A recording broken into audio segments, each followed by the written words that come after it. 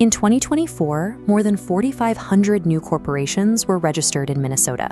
The state has built a highly streamlined, modern digital filing system that makes getting a business off the ground incredibly fast.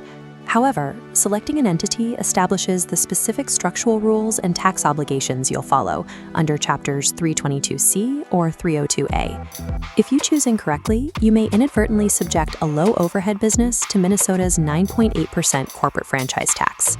This diagram shows your three primary choices: a limited liability company, a C corporation, or an S corporation.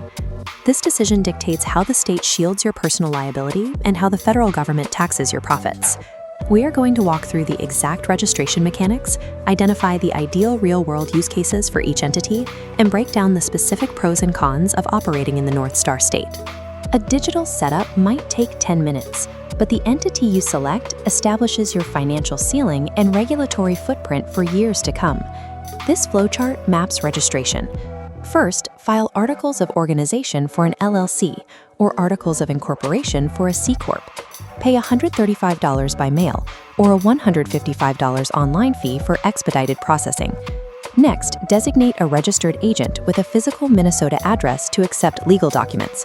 You can act as your own agent or hire a third-party service for $80 to $300 annually for privacy. Finally, submit Form ABR through the e-Services portal. This branches into securing your free Minnesota tax ID and setting up sales and use tax registration. This form requires your primary 6-digit NAICS code and the Social Security numbers of all officers up front. These forms are legally binding documents. Once submitted, your business is integrated directly into Minnesota's tax and compliance tracking systems. Before we dive into the exact state steps and paperwork, let's talk about your foundation. You absolutely cannot build a successful brand or protect your assets without a properly structured legal entity. Most people try to launch as a sole proprietor or cut corners on their initial state filings, and that is exactly why they face massive personal liabilities or get their applications rejected by the state. Your business must be a separate legal entity. That's where Northwest Registered Agent comes in. Northwest is the absolute best formation service out there. They handle your entire LLC or corporation setup for just $39 plus state fees, which includes a full year of their premium registered agent service. What makes them elite is their privacy by default policy. They use their own business address on all your state filings to keep your home address off public records, and they never sell your data.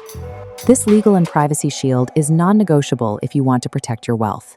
I've linked my full Northwest review in the description. Use my link down below to register your business today and unlock exclusive discounts. Get your protection handled first, and then let's get into the step-by-step guide for your state. The limited liability company is the state's default, most flexible vehicle, and it operates under pass-through taxation. This means LLC profits bypass the business level and directly hit the owner's personal income tax returns, which in Minnesota range from 5.35% to 9.85%. This scale graphic shows why the LLC is competitive for small to medium enterprises. Despite personal tax rates, your business is exempt from Minnesota's minimum fees as long as your combined property, payroll, and sales remain under $1,280,000. Conversely, the C Corporation is a rigid structure, but it is explicitly authorized to issue diverse classes of stock. If you are building a high-growth enterprise and plan to raise institutional venture capital, this is the optimal structure. The main trade-off is double taxation. First, profits face corporate taxes and then get taxed as dividends. However, this chart shows upcoming relief for C-Corps. Minnesota has a phased corporate franchise tax reduction in place. The rate steps down from 9.8% to 9.05% in 2026 and drops again to 8.8% in 2027. For a hybrid solution, S corporations offer structured governance for investors while retaining pass-through taxation. But notice this hard stop. The pass-through entity tax benefit expires on December 31st, 2025, eliminating the primary mechanism for bypassing federal SALT deduction limits. The lanes are clear. C-Corps are for institutional capital, LLCs give you simplicity, and S-Corps provide structured passive investment. Operating in Minnesota comes with specific recurring costs, or a lack thereof. The state offers a unique cost benefit, the $0 annual renewal fee. Submit your renewal by December 31st each year, and your business stays in active good standing. This significantly lowers your recurring administrative overhead. Minnesota also has robust corporate statutes. These laws create clear, reliable firewalls that separate your personal assets from your business debts. But look at this data table. Minnesota enforces a strict minimum fee structure designed to capture revenue from scaling pass-through entities.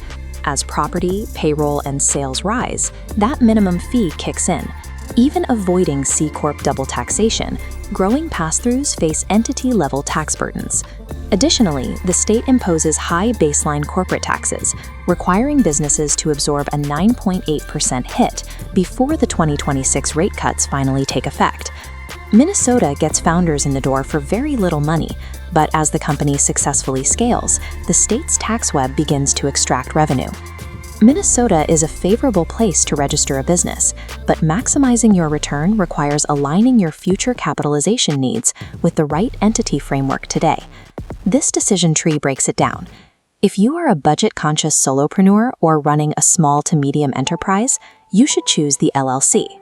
It costs exactly $155 to start, nothing annually, and keeps you safe from minimum fees as long as revenues stay under that $1.28 million mark. If you need corporate governance to attract passive investors, but demand pass-through taxation, you should form an S-Corp.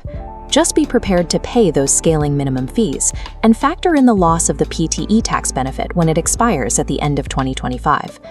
Finally, if you are building a high-growth tech startup aimed at securing venture capital, you must form a C-Corp.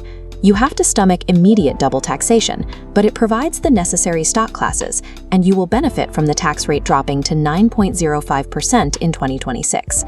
Ultimately, the business structure you select is the foundational financial decision that determines exactly how much of a company's future success the founders actually keep.